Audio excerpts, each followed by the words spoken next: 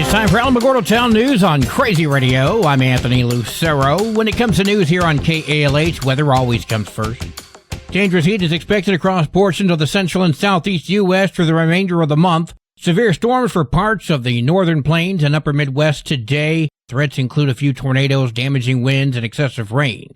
Heavy rain could impact portions of the southeast and southwest. A tropical disturbance brings heavy rain to Guam and the Marianas through Friday. Closer to home, scattered showers and storms area-wide. Storms are going to be capable of heavy rain and flash flooding. Warmer and drier weather patterns are going to begin on Thursday, tomorrow, and that'll last through the weekend. Isolated storms over the mountains and mostly dry for the lowlands with highs in the mid to upper 90s. We'll have another look at the weather following this news. This is Range Control. Roadblock information for Wednesday, July 23rd. Roadblocks are subject to change without notice. Highway 70, Highway 380, Old Road, Nike Avenue, and War Highway are scheduled to remain open all day. Well, last night's Alamogordo City Commission meeting wasn't that exciting. Commissioner Josh Reardon brought up a discussion and possible action on city manager recruitment. I guess he didn't get the memo that they just cleared up some legal issues and are still working out some logistical problems before that process can begin in the next meeting or so. Todd Fuqua is the assistant editor for El Rito Media, and he spoke about how the city is without an official city manager and how that's impacting the Otero County Association of Home Builders. They even wrote a letter to the Alamogordo Daily News. The Otero County Home Builders Association, they wrote this letter to us, to our paper, talking about the fact that the city hasn't had this in place, and it's really, and then they have no jurisdiction over regulating construction of new buildings and new properties in the city, which of course affects them directly. I say it's home builders. I think it's all builders, not just homes, but commercial properties and public buildings and things of that nature. Sure. And anytime they're trying to build something new in Alamogordo, it runs into this snag that they don't really have anybody in authority that they can get approval from to build new, which really puts a snag in their entire business model. So that's what they were talking about. They're concerned that the city still doesn't have its act together, getting a city manager in place, getting the correct oversight in place to regulate what they do. You can hear the conversation in full on KRWG. Had someone just called City Hall and asked, they would know the legal and logistical issues that have prevented the hiring yet. I guess they have the same spokesperson as the previously mentioned commissioner. Ruidoso and surrounding areas faced more flooding last night. Reports came in of a mud wall and power outages. No reports of any injuries. The Otero County People for Democracy will be holding another protest this weekend. We spoke with Katie Owen. She's the protest coordinator. Otero County People for Democracy, we are affiliated with indivisible.org. We protest every Saturday on the four corners of 10th and White Sands Boulevard from 10 a.m. to 12 noon. We know the heat is a problem. Bring an umbrella. If you don't have a sign, come borrow one of ours. We do have water if you don't bring water. Bring your phone. Always bring your phone. Have your ID on you. Don't engage with agitators. And above all, just be safe. Know your surroundings. You can find Otero County People for Democracy on Facebook for more details. Rock and roll legend Ozzy Osbourne passed away yesterday at the age of 76. Osbourne filled an episode of his A&E reality TV show, Ozzy and Jack's World Detour, in Alamogordo back in 2018. He and his kids Jack and Kelly fell in love with the community, so he applied and was granted to become a member of the Alamogordo Chamber of Commerce. The Alamogordo Public Schools Back-to-School Summer Block Party is happening this Friday from 4 to 7 at the Hub, 805 12th Street, right across from the post office. A night of fun, music, games, and more. Staff will be available to provide information, answer questions, and help you navigate the new school year. You can get your child's sports physicals and healthy roster complete at the event. Bring the family for backpacks, school supplies, sports physicals, student hearing and vision screenings, community resources and information, and a whole lot more. If you have any questions, it's 575-430-8177.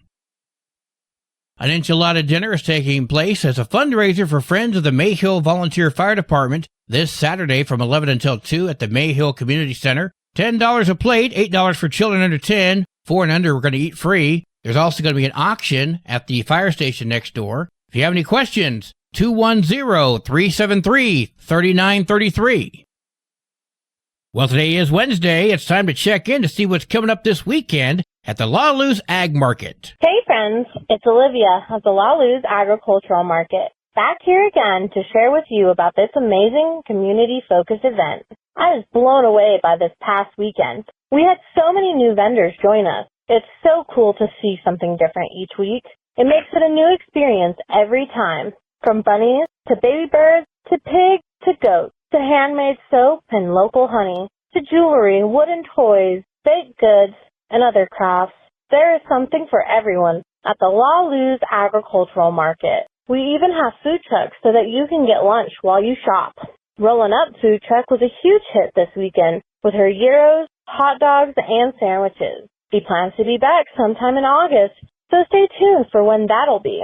This weekend, come try Zia Bites from Carazozo. They will be joining the market for the second time, and their food is delicious. Come on down to Zia Bites in Carazozo, Monday through Friday, 6 to 2. Check out our Facebook for our daily specials and special events. And thank you, Olivia, for letting us be a part of La Luz Farmers Market. I'm not the only one that was impressed with last weekend's market. We had one comment on our Facebook page that said, "The salsa man was very nice, and his salsa is delicious. I bought two." Everyone is very friendly. Seems like it's always a good turnout of vendors. Hope everyone does well. Happy Saturday. And I agree. We hope the Salsa Man becomes a regular member of the La Luz Agricultural family. Come see us Saturday, July 26th from 10:30 a.m. to sold out. Whether you need some immune-boosting elderberry or tasty local honey, or want a refreshing lemonade to cool down with, or want to see all the adorable animals, we have it all. So come be part of our La Luz Agricultural family and support your local farmers and community members. Don't forget to follow us on Facebook at La Luz Agricultural Market to stay up to date on all the fun. If you've got any questions, feel free to give me, Olivia, a call at 575-442-1193. I'll see y'all this Saturday at the Leather and Lace General Store, 7298 Highway 5470. Right between the two pistachio farms. News from around the state in just a moment. This is Alamogordo Town News on Crazy Radio. I'm Anthony Lucero. Directory Plus is the right size book. It's the book if you need a phone book. That's what just one person has to say about Directory Plus. With its red cover, features, colorful yellow pages, and lots more, it's no wonder people all over use Directory Plus. It has so much more information. You can cross-check phone numbers or addresses or pretty much anything.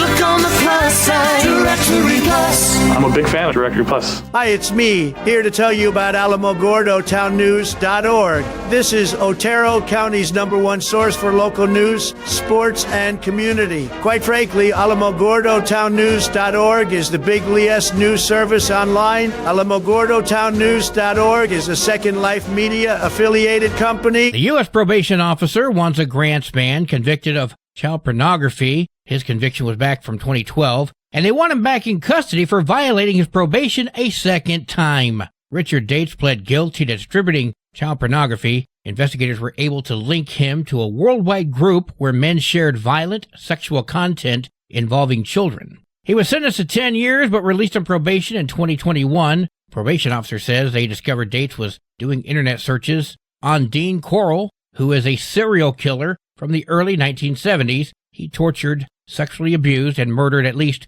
29 teenagers and young men. This violates the probation of Dates. The probation office is asking that Dates be sentenced to 2 years behind bars and the rest of his life on probation. This isn't the first time. Last year they found out he was viewing sexual content online, and he was sentenced to 4 days behind bars and 15 years of supervised probation.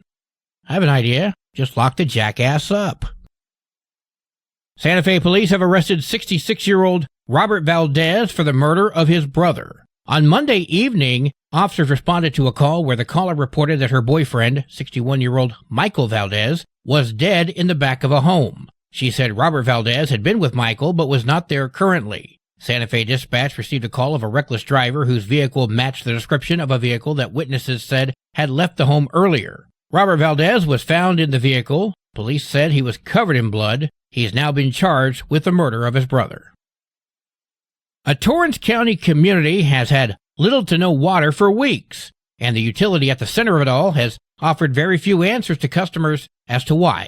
The Melody Ranch Water Company tells state regulators the problem stemmed from a well that's not producing enough water to meet demand for around 80 households outside of Edgewood, but most of those customers have been left in the dark. Neighbors are saying they're sick of it after months of water issues in Melody Ranch, which is southeast of Edgewood. It began with low water pressure but turned into a full shutoff in late June. Some water is now available during parts of the day, but the community is being told best to boil it. Jordan Barella is the Torrance County manager. He spoke with KRQA. The county's reached out to the owner of the water company. We've had at least a couple discussions to try to determine really what the fundamental issue with the water system is.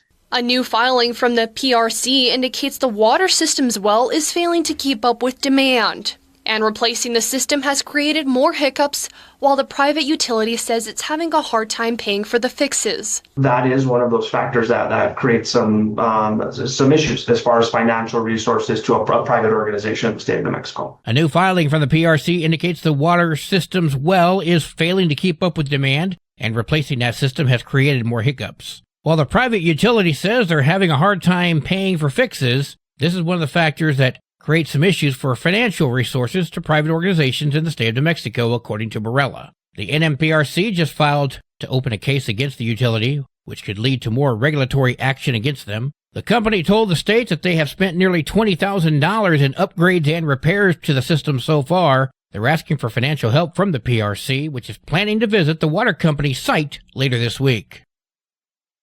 Another measles case has been confirmed in the Land of Enchantment with possible exposure in the Albuquerque metro. The New Mexico Department of Health says an unvaccinated 10-year-old in Santa Fe County contracted the virus during a trip out of the country. That child was taken to Cliffs Amusement Park on July 17th. This brings the total number of cases of measles in the state to 96.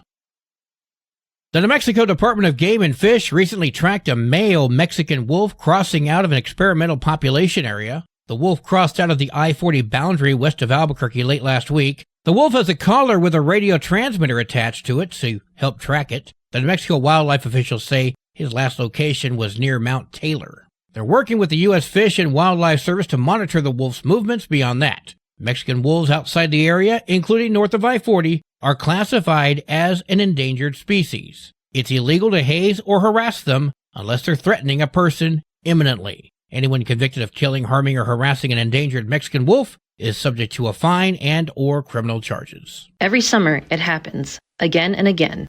A parent steps away for just a minute, but that minute can turn deadly. On a hot day, the temperature inside a parked car can soar by 20 degrees in just 10 minutes. Even with the windows cracked, the heat builds fast, becoming a deadly trap for a child. Children's bodies heat up 3 to 5 times faster than adults. Heat stroke can begin when a child's body reaches 104 degrees. At 107 degrees, it can be fatal. Last year alone, 24 children died in the U.S. from being left in hot cars. Each one preventable. Never leave a child in a vehicle, not even for a minute. Look before you lock. This message is brought to you by the Alamogordo Fire Department and the National Highway Traffic Safety Administration. Protect kids, prevent tragedy. You know, we talk a lot about Ruidoso because they are our neighbors, but heavy rains are flooding various parts of the Land of Enchantment. Last night, heavy rain flooded roadways and kicked up muddy conditions in southern New Mexico from Vado to Cruces. Matter of fact, residents in Vado reported that their vehicles ended up partially submerged in water. Your Crazy Radio spot-on weather forecast for the Tularosa Basin today calls for mostly sunny skies with a 40% chance of showers and storms. Partly cloudy tonight, mostly sunny tomorrow. High today in the basin, 86. Low tonight of 68. High tomorrow, 91 degrees. In Cloudcroft, mostly sunny skies today with a 50% chance of showers and storms. New rainfall amounts less than 1/10 of an inch expected. Mostly clear tonight, mostly sunny tomorrow with a 30% chance of showers and storms. Your high today in Cloudcroft, 66. Low tonight of 49. High tomorrow, 71 degrees.